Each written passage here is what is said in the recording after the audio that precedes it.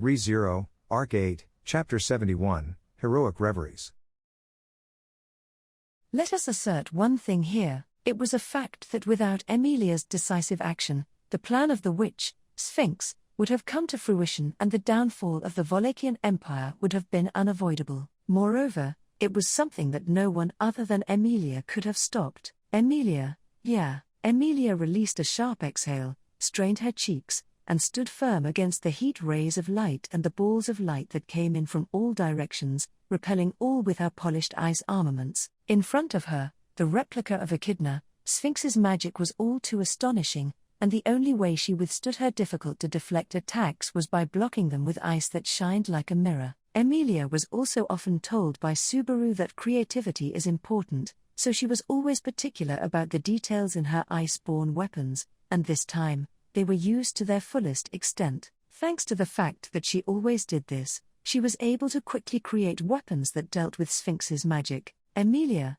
thank you, as always. Emilia thanked the absent Subaru, enthusiastically donning gear made of ice. Subaru, who was probably still working hard somewhere in the imperial capital, hand in hand with Beatrice and Spiker, was still helping Emilia in this way, even though he was small and not with her. Just thinking about Subaru allowed Emilia to forget her fatigue and swing her big ice hammer. Sphinx, removal, required.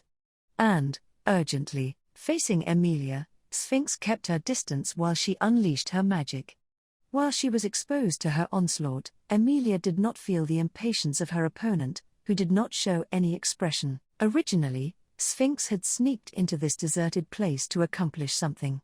Emilia somehow sensed this and rushed in, which was when the battle began. That stopped Sphinx from accomplishing whatever she was planning to do. With this in mind, Emilia, though it not being her forte, was focusing intensely on thoroughly obstructing her opponent. Here again, Emilia was making the best of a situation that no one else at the imperial capital could. If Emilia had taken Sphinx's life, the witch would have taken that memory back to her soul, recognized the threat Emilia posed, and manifested a new body prepared with countermeasures. However, Emilia had no intention of killing Sphinx, but only of stopping her. Therefore, the situation Subaru had named escape by death did not occur, and Sphinx would not send a new version of herself as reinforcements against the unshared threat of Emilia. This situation would not have been possible if anyone else had been there, whether it was someone powerful like Cecilus or Halibel, someone wise like Vincent or Roswell, or even a cheater like Subaru or Al. No one other than Emilia could have pinned down Sphinx here. Emilia,